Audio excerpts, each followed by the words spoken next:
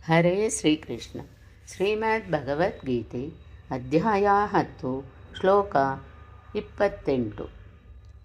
ಆಯುಧಾನಾಮಹಂ ವಜ್ರಂ ಧೇನೂನಾಮಸ್ಮಿ ಕಾಮಧುಕ್ ಪ್ರಜನಶ್ಚಾಸ್ಮಿ ಕಂದರ್ಪಃ ಸರ್ಪಾಣಾಮಸ್ಮಿ ವಾಸುಕಿ.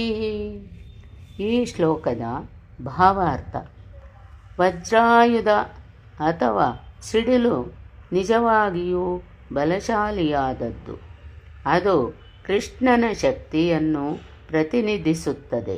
ಆಧ್ಯಾತ್ಮಿಕ ಗಗನದಲ್ಲಿರುವ ಕೃಷ್ಣಲೋಕದಲ್ಲಿ ಯಾವಾಗ ಕರೆದರೂ ಹಾಲು ಕೊಡುವ ಹಸುಗಳಿವೆ. ಅವು ಮನುಷ್ಯನು ಎಷ್ಟು ಬಯಸಿದರೆ ಅಷ್ಟು ಹಾಲನ್ನು ಕೊಡುತ್ತವೆ.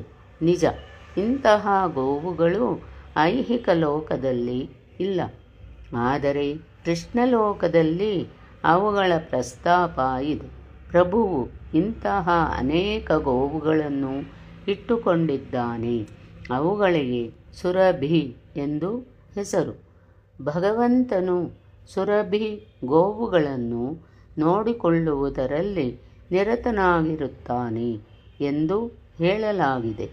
ಕಂದರ್ಪ ಎಂದರೆ ಸತ್ಪುತ್ರರ ಪ್ರಾಪ್ತಿಗಾಗಿ ಇರುವ ಕಾಮಾಪೇಕ್ಷೆ. ಆದುದರಿಂದ ಕಂದರ್ಪನು ಕೃಷ್ಣನ ಪ್ರತಿನಿಧಿ. ಕೆಲವೊಮ್ಮೆ ಇಂದ್ರಿಯ ಸುಖಕ್ಕಾಗಿಯೇ ರತಿಕ್ರೀಡೆ ಆಡುವುದುಂಟು. ಇಂತಹ ರತಿಕ್ರೀಡೆಯು ಕೃಷ್ಣನ ಪ್ರತಿನಿಧಿಯಲ್ಲ.